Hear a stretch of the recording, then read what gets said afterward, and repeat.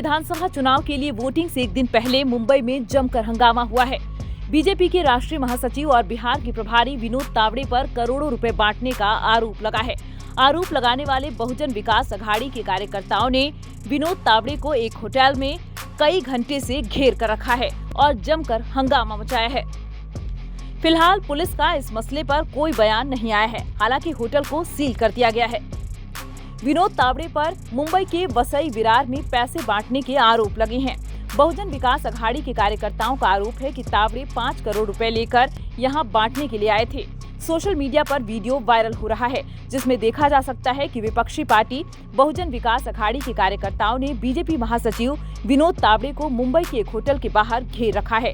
बहुजन विकास अघाड़ी के कार्यकर्ता हंगामा करते हुए चोर है के नारे लगा रहे हैं।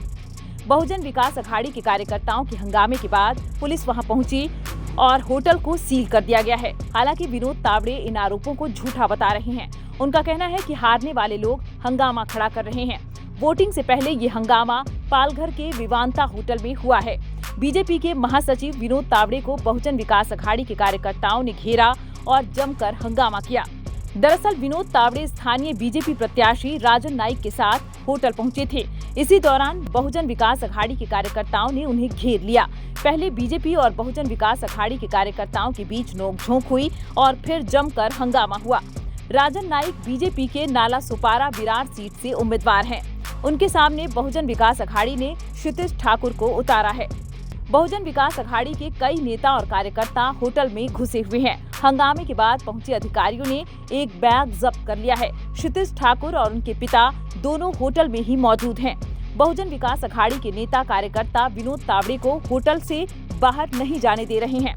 इस दौरान आला अधिकारी मौके पर पहुंचे हैं। पूरा होटल सील कर दिया गया है। बीजेपी के राष्ट्रीय महासचिव विनोद तावड़े को बहुजन विकास अघाड़ी के नेताओं ने 2 घंटे से ज्यादा समय तक घेर कर रखा। बहुजन विकास अघाड़ी के नेता और मौजूदा विधायक क्षितिज ठाकुर का आरोप है कि तावड़े 5 करोड़ रुपए लेकर पहुंचे हैं। विधायक क्षितिज ठाकुर ने कहा, आज 5 करोड़ रुपए बांटे जा रहे थे। मुझे डायरियां मिली हैं, एक लैपटॉप है। क्षितिज ठाकुर ने दावा किया कि कहां क्या बांटा गया है, इसकी जानकारी है। क्षितिज ठाकुर ने कहा, बीजेपी के राष्ट्रीय नेता पैसा बांटने आए हैं, पुलिस कार्रवाई करे तभी हम जाएंगे। मैं कानून का पालन करने वाला व्यक्ति हूँ। मेरी फोन बुक देखो, मेरे पास कितनी इनकमिंग कॉल आई हैं। मुझे पहले खबर मिली थी कि विनोद तावड़े 5 करोड़ लेकर आएंगे। हमें डायरियां मिल गई हैं। हम देख रहे हैं कि क्या कानूनी कार्रवाई की जाती है।